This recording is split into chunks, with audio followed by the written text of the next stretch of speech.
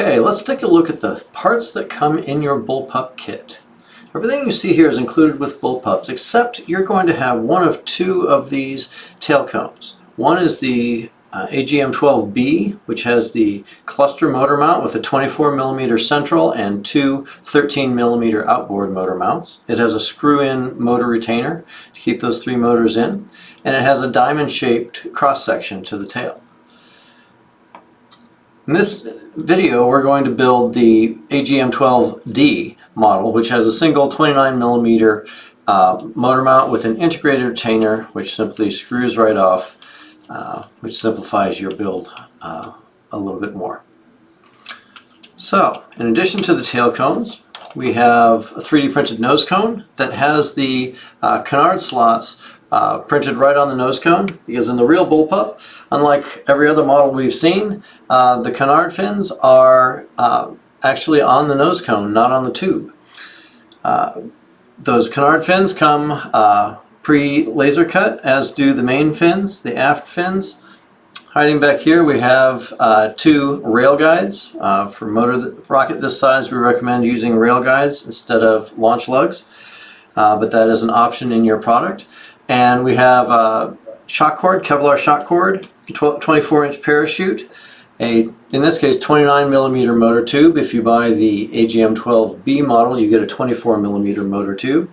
You have a pre-cut airframe tube that is slotted and marked for the rail guidance. You have a single appropriately sized centering ring to fit the BT-80 tube, and you have 25 grams of lead shot, which we'll be adding as nose weight during the build. Alright, let's go over the supplies you will need to do this build. We're going to start with the drop cloth. That is actually the bag your kit came from. This allows you to protect your work surface from any epoxy drips. You're going to want a ruler in metric or English, a pen, an X-Acto knife, some sandpaper, a mixing cup and stir stick for two different types of epoxy. Your 5-minute epoxy for fins and centering rings and doing the mounts, and we're going to need 30-minute epoxy for doing the fillets. And finally, some isopropyl alcohol is really handy to have around, as well as paper towels. A source of paper towels is going to be important to have around to clean up messes, which is used to fly D motors, like D12-3 motors with this kit, and a motor block, which is needed to fly any S-test motors. If you're flying a D or an E S-test motor, you're going to need the motor block to prevent the motor from shooting through the rocket. To secure that motor block inside the motor tube, we want to make sure that it is spaced 95mm or 3 3/4 inches from the aft end of the tube. Now, the best way to do that is to start out with your stir stick and get an idea for how far into this tube you're going to need to put glue. And to measure that, I like to bring out a motor that I might use, in this case a D12-5, knowing that when I'm flying a D12-5 with this kit, I will be using the motor spacer to allow me to also fly E-sized motors, and my motor block is going to go on the front of that. So that is the distance I need, and I can compare, and I can see that if I'm holding my stir stick right at the end, that's going to be far enough in. When I get my epoxy, I can carefully insert that stir stick all the way in, smear that epoxy around, do a couple trips in with that so I have sufficient epoxy to hold that motor block in place. And then I will take the motor block, rest it inside the tube. It's not in the epoxy yet. Same thing with the motor spacer, and then I insert that motor until it is sticking out about 1/4 inch, and then remove it immediately. And slide your spacer out as well, and what you're left with is the motor block in the correct distance inside that tube. So we're going to set this aside because we're mainly going to focus on the 29mm build in this series. So next thing you need to do for either motor tube is get an idea for how this will fit inside the tail cone. So in the front we have some buttresses inside this tail cone, and they strengthen the shoulder to make sure that it's not going to crack when it's under strain. But that's the direction you're going to slide your motor tube in. You simply slide it down the middle of that tube until it reaches up at the other end. So that's ultimately where you're going to put things. I recommend working with the motor retainer cap off. It just gives you a little better access to that back area, and you're going to need to check for epoxy around here that might block your motor from inserting. So just to get an idea of that dry fit, that's where you want to be. First thing you want to do though is get an idea for how far up your motor tube you want to fit your centering ring. And the answer to that is 133 millimeters or 5 1/4 inches from the aft end of the motor tube. So we're going to make a mark, 5 1/4 inches or 133 millimeters from the aft end of the tube. And the reason we're measuring from the aft end, even though it's closer to the front end, is the exact length of your motor tube may be slightly variable, and we want to make sure that this centering ring is far enough forward to be just forward of your fins. So the important distance there is going to be coming from the aft end to the forward end. So we measure that full 5 1/4 inches or 133 millimeters. Next up, we're going to mix up a little bit of epoxy. If you haven't worked with epoxy before, it's best to work on a drop cloth. Basically, it's a two-part epoxy. You're going to mix the resin and the hardener. I like to tip the bottles over because it takes a little less time than waiting for the glue to drip down every time. But I keep them capped when they're on their side. And you're basically, in this case, this BSI epoxy that Rocketry Works sells is a two-part epoxy that you mix 1-to-1. So you can either use a scale to measure by weight, or you can just eyeball it. In the case of most of the sizes that we'll be working here, you just want little dollops of epoxy about the same size. In this case, they're between the size of a dime and a nickel. Use your stir stick to mix these, and as soon as you start mixing, you're now on the clock. You have about 5 minutes before this epoxy sets up, and you're going to feel it heat up. If you're holding the mixing cup, you'll feel it heat up right in the last minute, and that's your sign that you really want to hustle up. So what we're going to do now is we take just a little bit on the tip here, and reaching in from the back end, I like to just scrape this right on the edge of each of these splines inside there. I'm going to do this a couple times. The idea here is that it's going to be right at the bottom. You kind of want to get it on the spline. You can be a little bit messy, but you don't want it dripping everywhere. You don't want a lot of this on the inside of the, see right here, I just got a ton on there. That's okay. I can use my stir stick to scrape it away. You want it on the splines inside, but you don't want it on this surface in the back because that's actually going to be exposed to the motor, and you want it to be nice and thin. But you want it to be resting on top of that surface when this is sitting upright, so that epoxy is kind of oozing down. And right before we're ready to put the motor tube in now, I'm going to come around here with the stir stick and scrape away any excess. Now, I'm actually even going to rub it in there. You're basically coating the 3D printed plastic with this epoxy because that will make it stronger. But once you're done smearing, take that stir stick and wipe it clean. Just wipe that down so there's no big blobs anywhere. And with that, you take your motor tube and insert it into the open end until you see it come up, and I like to twist it a little bit so that it smears that epoxy around. And what you'll see is you'll see some epoxy kind of bubbling up here, and so I like to, again, take my stir stick and scrape it off. It doesn't have to be pristine clean. It's in fact good to have a little bit on that tube because it helps strengthen the tube, but you don't want big globs that are going to prevent your motor from inserting later. With the remainder of the epoxy that you have working here, we're going to work on that forward centering ring.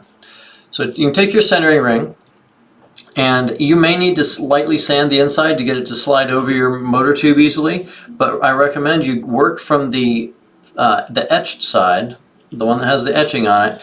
Start with that side because it tends to slide on easier. I like to get it started first.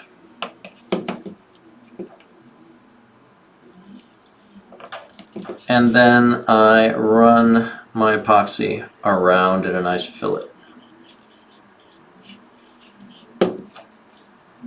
And I'm getting to the end of my pot life here, but it's just kind of the perfect timing. I feel it starting to warm up, and I'm only working on the one side right now. I'm not working on both sides. I just want this on one side. And I use that stir stick to get it in there. If you need to, use a gloved hand to squeeze that in there. Fingers are the perfect filleting tool. With that in there, you may notice that this centering is not quite straight. It's a good idea to straighten that so that it is perfectly parallel or perfectly perpendicular to the this direction of the tube. And that just takes some eyeballing. Spin it around, make sure you've got it on all sides, and I feel it starting to get tacky, so this is kind of the perfect timing.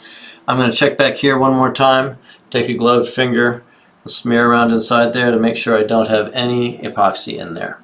That's what we're left with at the end of our first round, is our motor tube inside our tail cone with our centering ring toward the forward end. Okay, after we've given our epoxy a little time to cure on the aft fillet and around the aft end of the motor mount, we're going to go ahead and apply a forward fillet to the centering ring and inside the tail cone. So we've already mixed up some epoxy here. You simply apply that fillet around the edge. Make a point not to get any inside the motor tube. If you do, now's the time to wipe it away. You can just use that stir stick or your finger on a gloved hand to smear this epoxy into a nice fillet there that will be nice and strong.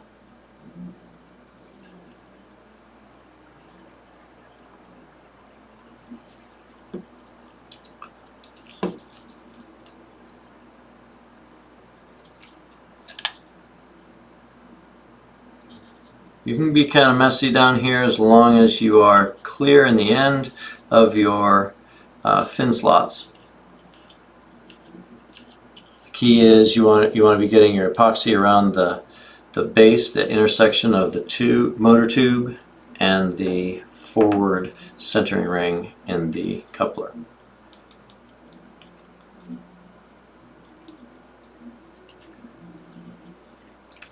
So I'm kind of going in a hurry to make sure I get my glue where I need it, and I'm going to follow up with a little bit of cleanup. There is lots of epoxy holding stuff together down here before we're done, because we're going to be adhering our fins to the side of this motor tube. So what I'm doing now is I'm going to start my cleanup process, where I basically want to make sure that everywhere there's a fin slot, I have a smooth area clear of big globs of epoxy. I got some right on the tube in one place, but basically everywhere my fins are going to come through, I want it to be ready to receive epoxy for the fins. And that looks very good the way it is. So I'm going to let these cure up right like this until we're ready for our next step. Alright, our next step, now that our epoxy has cured, is we're going to knock out the centering ring cutouts that we will use to attach our shock cord.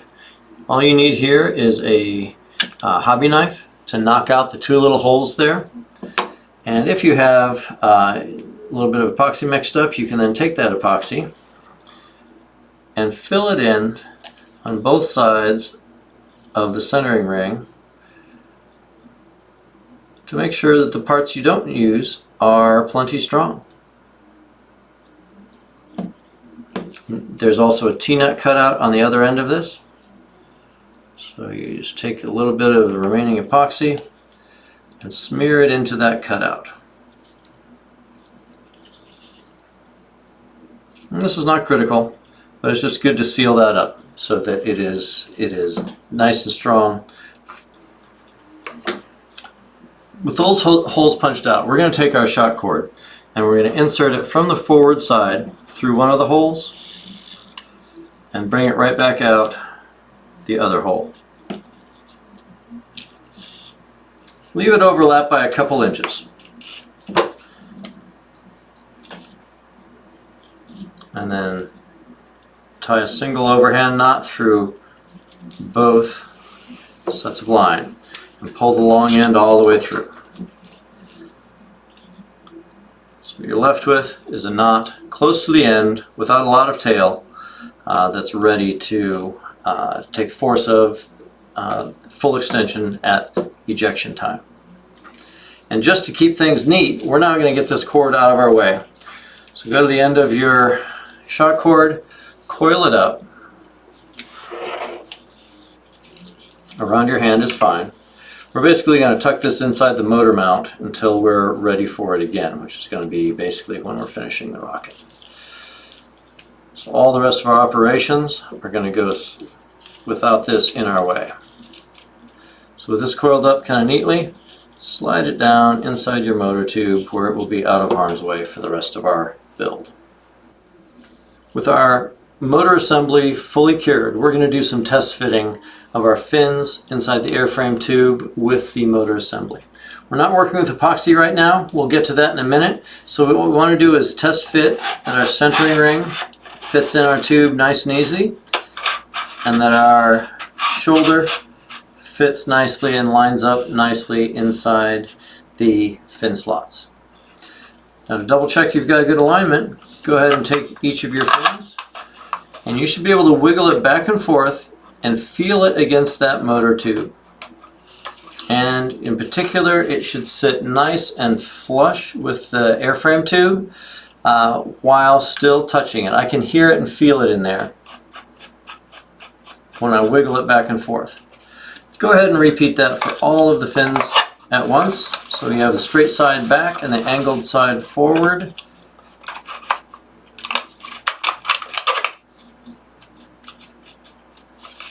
And each of these fins I'm wiggling just to make sure that it is reaching far enough through to touch that tube surface. And every one of them is good, so I'm happy with that fit. You should see that the fins come right flush to the back of the tube, and that is how it is intended to go together. At this point, we're going to pull that out and get ready to do our gluing. Okay. Got a little bit of epoxy mixed up now that we've dry fit this. What we need to do, we mixed up about twice as much epoxy as we did before, about a size of a quarter, quarter coin of each. And what I want to do is take that and reach all the way up toward the front of my slots and smear it on the inside of the tube. If it gets on the slots, that's okay. It's merely going to be, might be dripping out the sides. But I'm reaching up all the way to the forward end of those slots and smearing that around the tube. This is going to be in place to accept the forward centering ring. Check inside, and I want this on all four, between all four fin slots. With that in there, we're not going to put this all the way in yet. We're going to just let it hang out right like this. And with that motor mount partially in, you want the centering ring forward of what you're doing next. So what you do is then apply another amount right here at the edge of the tube. Right here it is. And again, if you get some in the fin slots, that's totally fine. We're going to clean it up right at the end. And basically keeping an eye on your time, got plenty of time left here. You want to not let that centering ring slip out. We want to get this all the way around. Got a little bit extra on the outside of my tube. I'm able to scrape that away with the side of the stir stick. So this second fillet, this second bead of epoxy is going to be what we are securing the shoulder with, and I can feel it getting pretty tough. The key is twist this as you go. I'm going to twist this all the way around like that to smear it nice and smooth, but you want to make sure that you get your slots on the tail cone lined up with the slots on your airframe tube. I have a little bit that wanted to drip out there. I'm going to tip this upright right away so that it's not going to be dripping out the slots anymore, and now it's cleanup time. So I work with a little bit of rubbing alcohol and a paper towel.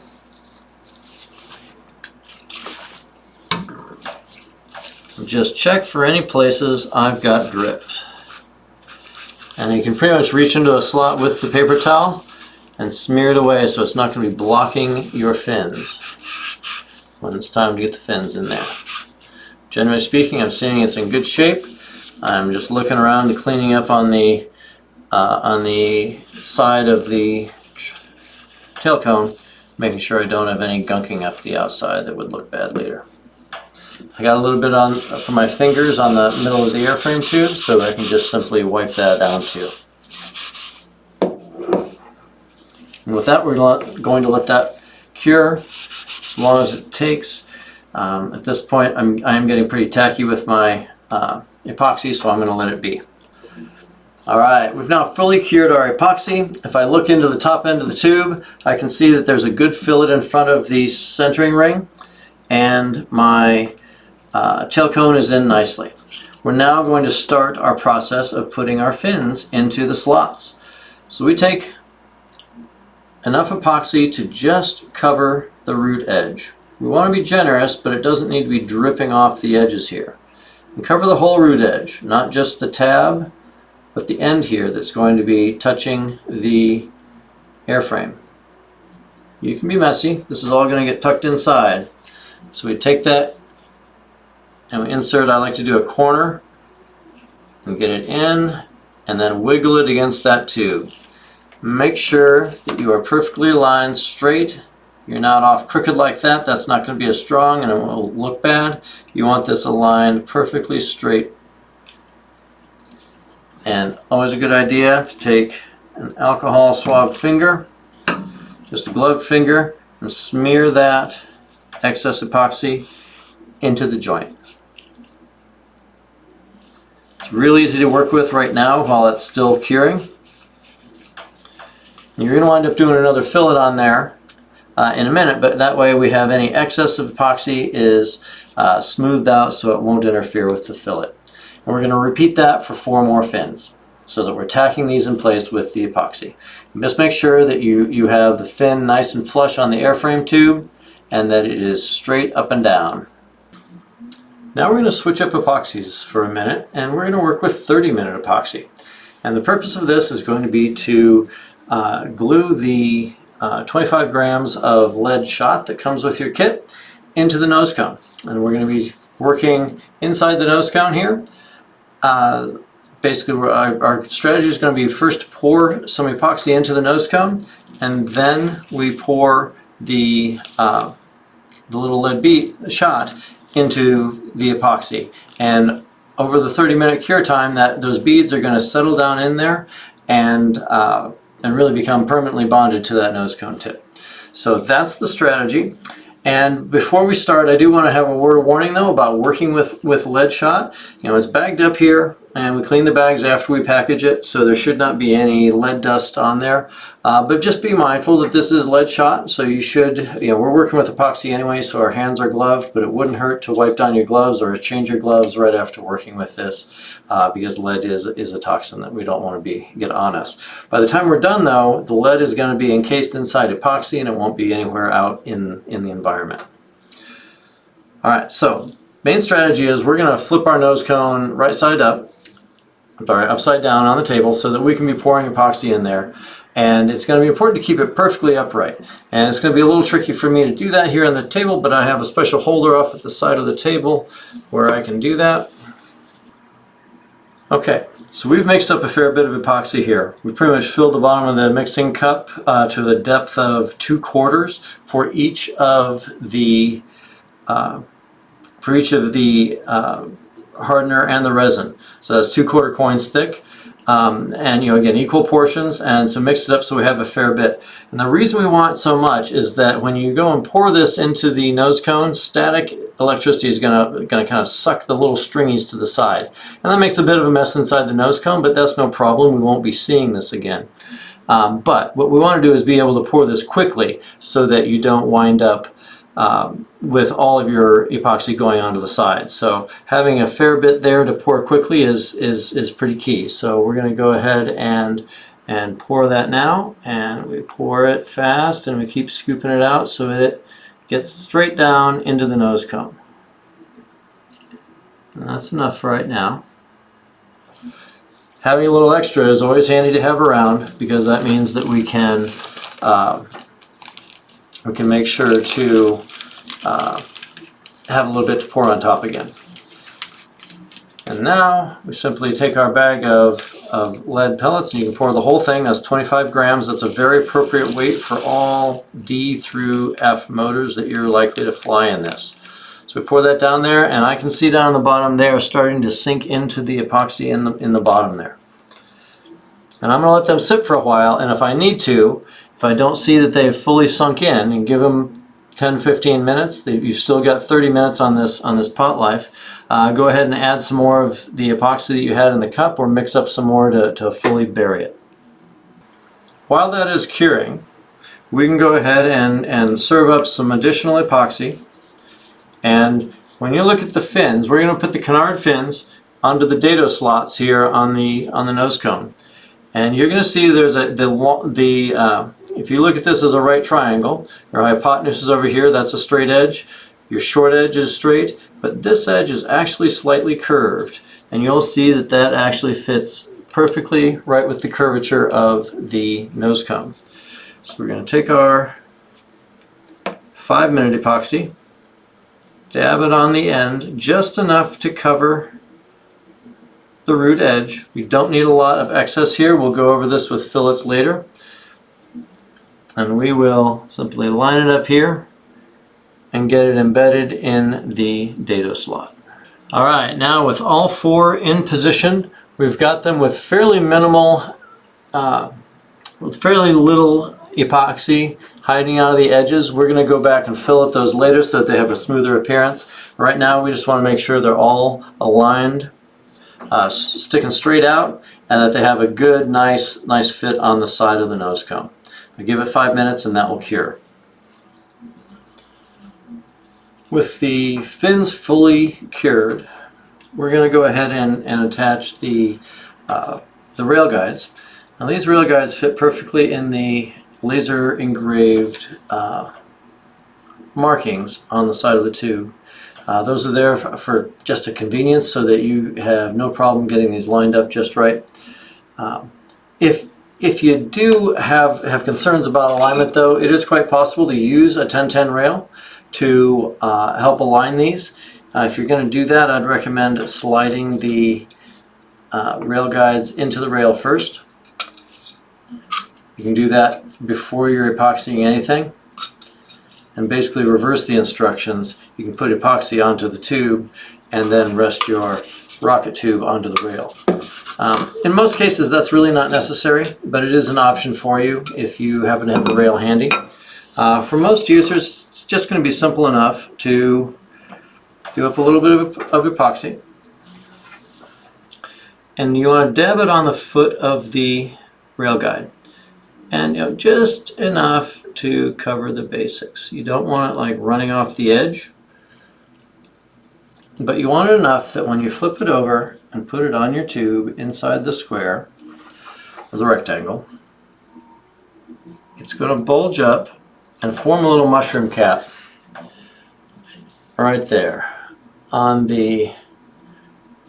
through the holes. These feet have a couple little holes in the base, and you want that epoxy to bubble up right inside them so that they form a good mechanical anchor. In addition to just sticking to the plastic like epoxy is good at, you want them to bubble up through that anchor and form a physical lock on there. So the forward one went fine, and now we're going to work on the aft one. The amount of epoxy used for this is very little, smaller than a dime total between the two parts of the epoxy.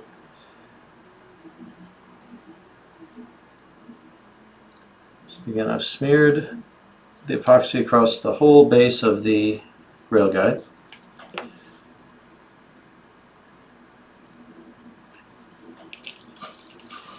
And then we position it into the engraved marking on the tube.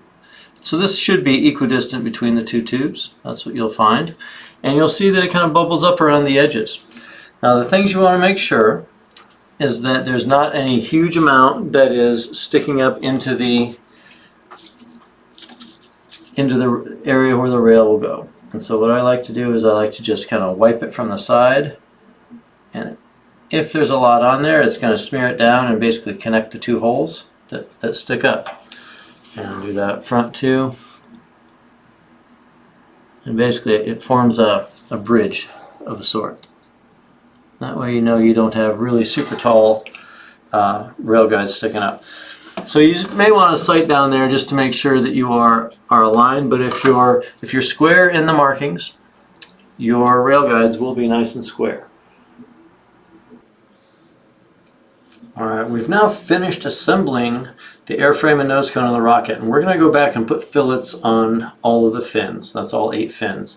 And this can be a slow process. Not that it takes a long time of your time, but you're going to be waiting 30 minutes between every pair of fins. So right now what I've done is I've got a close-up here of the aft section of the fins. Now these ones you see are actually the ones with the rail guides right in the way, and that's fine. We can work right around them. And the idea is we're going to lay down some 30-minute epoxy in each of these opposing seams. And just to make sure it doesn't like drip off the front end, you know, we've elevated this tip a little bit. It just takes, a lot of times you can use the nose cone. The side of the nose cone is a perfect thing to make sure that your rocket is sitting perfectly horizontal. And that way the epoxy is going to puddle the best right into that groove. And the reason we use 30 minutes is we want it to have the time to sink into that groove so that it doesn't have any bumps or bruises. It's going to make a really nice finish when we're done, but one of the important things we have right along here is our bottle of isopropyl alcohol. So we mixed up about a one quarter coin thickness of adhesive, and I'm going to make a couple of spoonfuls. I'll call them spoonfuls. You can be pretty generous here. And I apply them right in the middle of the fin, because you don't want it like oozing off the edge, but also don't let it get too thick. You don't want to lay a big glob in there. And you have plenty of time to work with this. This will take us less than 5 minutes to do, and we've got 30-minute epoxy. So I just use the tip of the stir stick to make sure I've got that spread evenly all along the fin edge. But mostly I work from the center of the fin out toward the forward and aft ends. And I don't actually try to get it too close to that edge. And right now it looks kind of goopy, but you'll see we have a couple techniques for smoothing that out. But for now, I'm going to go ahead and apply the second fillet epoxy. I'm just right in that groove between the fin and the airframe. Now fillets serve a couple roles. One is they're more aerodynamic, and that's sort of the one that people think about. But the other aspect is they produce a lot more surface area in your glue joint. So that's really the key part here, is that we've got good glue down on the motor tube on the root edge of that fin, where the fin tab meets the motor tube. And we've got some adhesion on the surface of the airframe, but this is going to increase the surface area of adhesion markedly. So I'm going to have more or less equal quantities in both places, in both grooves, and this is all we're going to do for right now. So we're going to have to walk away for like a half an hour while this sets up. And just to be safe, I'd give it a full hour, because sometimes at the end of a half hour there's still a little bit of mobility in this adhesive. Now if you like the looks of that, you can simply leave it right like this. But a good alternative is take a fingerful, and this is where working with paper towels is great for controlling the mess. Go ahead and take a fingertip, a gloved fingertip, and take that wet isopropyl alcohol and slide it along here. And what that's going to do is it's going to wipe out some of the muck. So I've got some of that right on my finger. But what it's done is it's already smoothed that nicely. And so what I'm going to do is I'm going to wipe that away. I'm going to repeat it on the other side. And if you're concerned that you just streaked your nice clean lines of your epoxy, don't sweat it. It's going to even right out again. Your gloved hand, naturally I've got some wrinkles on my gloved hand. You can pull your glove tight if you want, but the bottom line is it's going to be a little wrinkly. And already in just the 30 seconds we've been talking about this, I see that that's already leveled out nicely. It's always good to take that paper towel and clean up any ends. You may have a little bit of slop on either end, and take either a wet or dry paper towel and just kind of tidy them up. Check the forward end and the aft end to make sure you don't have anything dripping over the edge. And just keep an eye on this every few minutes. And once it gets toward the end of its pot life, at like 15 and 20 and 25 minutes, be checking it every 5 minutes or so. Right now, the risk is the tips are, the edges of the fins are going to drip, and you're going to need to clean up the airframe as gravity pulls it down around the edge. So just keep an eye on it, and you'll wind up with a really clean looking fillet. You already see the smooth lines you get there, and what it's formed is a nice meniscus in there, just letting gravity do the work of letting that epoxy settle in. And basically now, once you do that, you repeat that for the nose canards and all 4 sides of the rocket, so a total of 8 times. All right, at this point we have finished the gluing of our kit, and all we need to do now is retrieve the shock cord from where we stowed it in the motor mount and pull it through the front of the airframe where it's going to spend the rest of its life. And what we need to do is tie this shock cord to the shock cord anchor at the aft end of the nose cone shoulder. And when that's done, we're going to tie on the parachute. Now you may have chosen to add flame-resistant parachute protection to your order, and if that's the case, we'll talk about how to attach that, but you can certainly use this rocket without, as long as you're using a flame-proof recovery wadding inside the body tube to protect the parachute from the hot ejection gases. So, once you've fished out your shock cord, go ahead and pull off a good foot-long segment and make it a loop. So you want this plenty big because this is going to need to fit over the nose cone. And to make the loop, we're going to take this doubled over loop and simply tie a single overhand knot. Just like you start to tie your shoes, but you're tying it around both sections of the loop. And leave a fair bit of tail here so that you don't wind up coming untied, because that would be bad. Pull that tight, and now you have a nice sizable loop that you can start by putting around the shock cord anchor. Pull it all the way through and pass it over the tip of the nose cone.